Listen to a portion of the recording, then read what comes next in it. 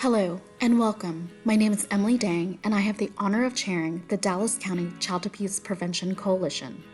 On behalf of the coalition and our partner organizations, thank you for joining us for our annual Child Abuse Prevention event. In 2021, Dallas County had the second highest number of confirmed child abuse and neglect victims and the second highest number of child maltreatment fatalities in Texas. Today, we remember and honor 18 young lives who were lost as a result of abuse and neglect here in Dallas County last year. As a community, we must come together to protect our youngest and most vulnerable residents and to provide them with the opportunity for a safe and happy childhood. This year, we'd like to recognize some of the many individuals and organizations who are committed to child abuse and child neglect prevention and intervention efforts. We hope you will join us in growing a better tomorrow for all children together.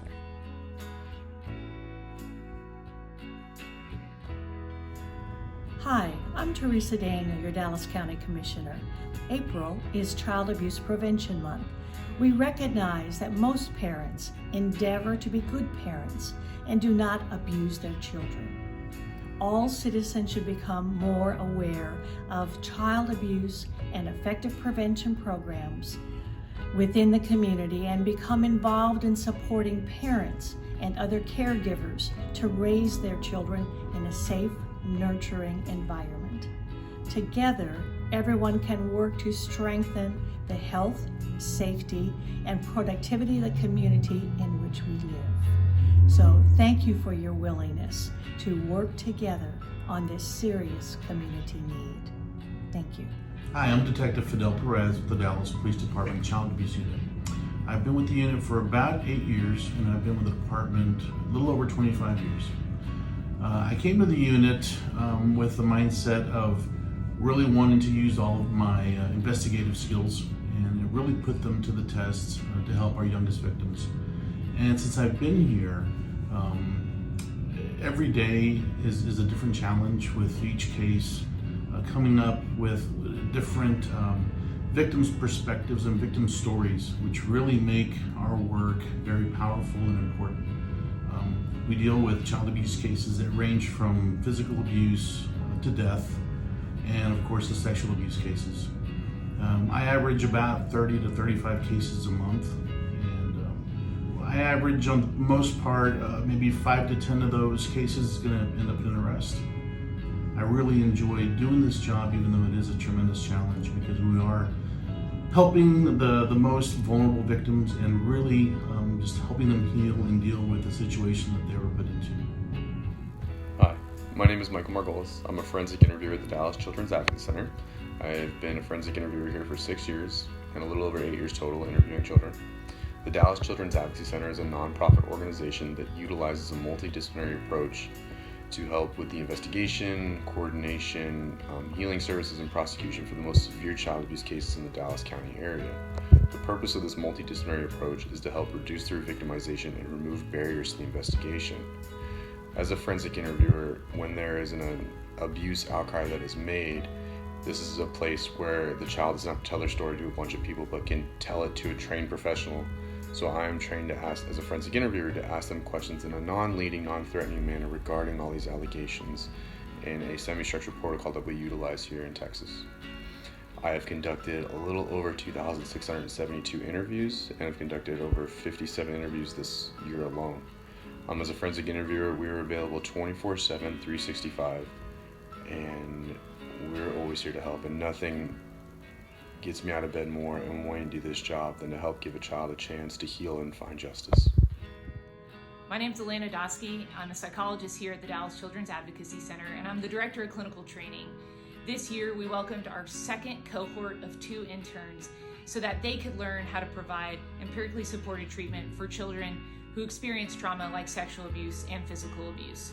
We're one of the only sites in the state of Texas providing this type of care so that we can prepare future psychologists to be able to deliver the best care for kids at a time of such great need. I am Kathleen Laval, CEO of Dallas CASA, a community that last year supported 1,500 Dallas CASA volunteers advocating for more than 3,100 child victims of abuse and neglect is a community that should stand proud and, most importantly, should carry on for the benefit of every future child who needs us. We stand united to protect children and prevent child abuse. We also are committed to preventing re-victimization and to restoring lost childhoods. We are honored to stand side by side with our community partners in prevention today. We know how to stop child abuse and neglect. This issue itself is complicated, and each case is as unique as the individual families we serve. However, the response is fairly straightforward. We know why child abuse and neglect happen. There are three overarching causes. The first is how parents were raised themselves, which leads to their level of parenting skill, or lack thereof. The second is the amount of stress in their lives, and the third is linked to the living conditions in their home and community. At Family Compass, our mission is solely focused on addressing these causes. Through our work in the community, we provide classroom-style learning about parenting best practices, combined with our work one-on-one with families in the home. This is where their children are actually present, and we teach, model, mentor, provide emotional support, and access to resources. When parents gain information, a roadmap, if you will, on how to parent well, and they have the tools and support they need, they become more competent, they feel more capable, stress in the home drops, and rates of abuse and neglect plummet. In 2021 at Family Compass, we kept 597 children out of the child welfare system, just in our evidence-based programming. At $831,000 per case to address, that means that we saved our community over $496 million last year alone.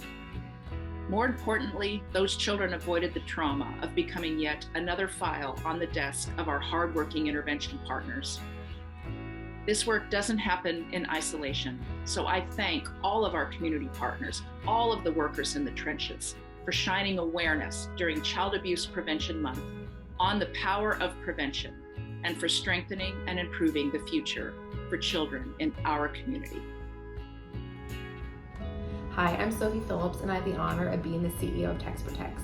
TexProtects is the only nonprofit, nonpartisan advocacy organization in Texas focused exclusively on advocating for the prevention of child abuse and neglect. Our work is centered around strengthening the resilience of families so that we can ultimately protect children from the trauma of abuse and neglect before it ever happens. We do our work in three primary ways. Number one, we advocate for strong policies within the child protection system, such as increased caseworker salaries and payments for relative caregivers. Number two, we collaborate with great partners. And number three, we educate the community on ways to prevent child abuse and neglect. At TexProtects, we know that when children thrive, so will all of Texas. Hey friends, my name is Bruce Kendrick. I'm the Director of Life Initiatives at Watermark Community Church, which means that I get to oversee a ministry we call Family Restoration here. Personally, I'm a foster and adoptive dad as well, and have done that for the past 15, 20 years with more than 30 kids really coming through my home. And my wife and I have been married for 20 years. We have 4 biological children and then 5 adopted children.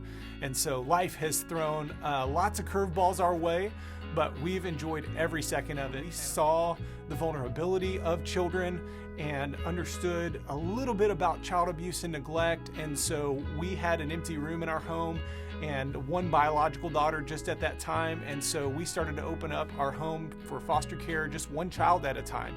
And after doing that for several years and adding biological kids to our family, we started to realize that there were kids that aged out of foster care and didn't get adopted or didn't get reunified with their biological family. And that really woke us up to the realities of some of the things that go on within the child welfare system and the best intentions to care for families and to restore families and care for kids that just weren't getting done all the time. And so we ended up opening up our home and adopting our oldest son when he was 16.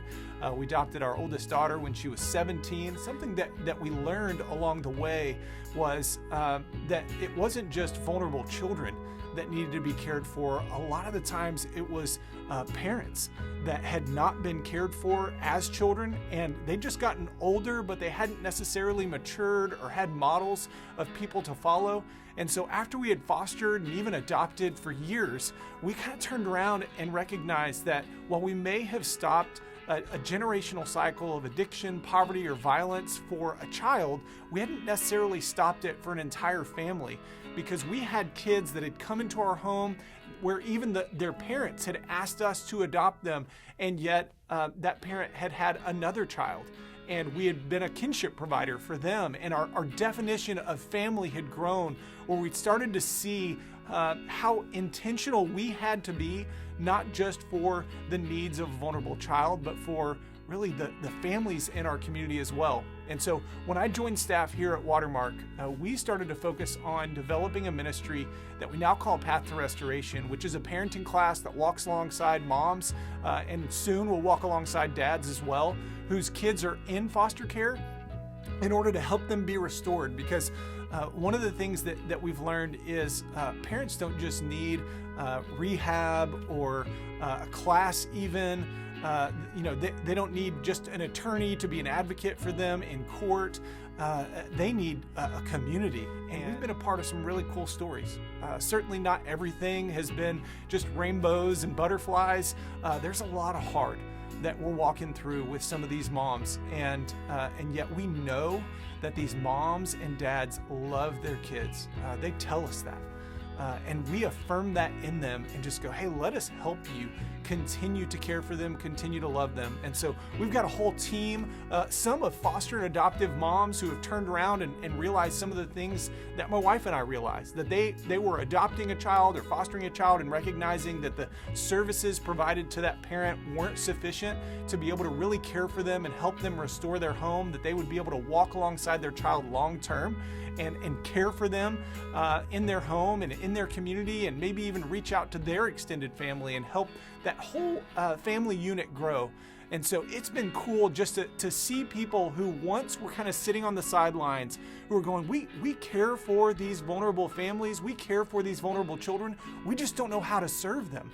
And giving them an opportunity, giving them an on-ramp to jump in, to be a mentor, to facilitate a class, to be like an advocate in the same way that we have advocates for our kids, to walk alongside those parents and go, hey, we need to go upstream to help restore these families in our community, to make Dallas, Texas, to make Dallas County one of the greatest places for children to be raised, for parents to be supported, for communities to thrive and flourish. And we have pockets of that, but we want to see a holistic restoration across our entire county. It's exciting to be a part of this work, and it's also great to know that we have such a wealth of resources and community leaders that are leading organizations, that are working within our government, that are leading within our child protective services departments to care for the vulnerable in our communities. And so thanks for listening. I hope that we continue to celebrate and see that children are valued and that families are restored. I'm honored to recognize Griselda Montiel for the Dallas Child Abuse Prevention Coalition's Leadership Award. Family Compass, whose mission is to prevent child abuse and neglect before they can happen, is celebrating its 30th anniversary this year, which happens to coincide with Griselda's 10-year anniversary at the agency, and she's a staunch advocate for the protection of children. Griselda has had a hand in practically every role at our organization, including experience in home mentoring, as well as community outreach. She also regularly volunteers to take on extra tasks with a smile, such as helping out with events and fundraising efforts, where she showcases her very creative and positive energy. In addition to all that, community education is Griselda's sweet spot. Among her many skills in this area, she is certified and accredited in teaching Triple P Parenting, the most effective parenting program in the world, which she has successfully applied across a variety of populations, which, as with all of her work, strengthens their ability to have a bright future. Griselda, thank you for being a true leader in this field and for continuing to save and change lives for children and leave a strong legacy for the future generations of children in our community. We deeply appreciate all that you do.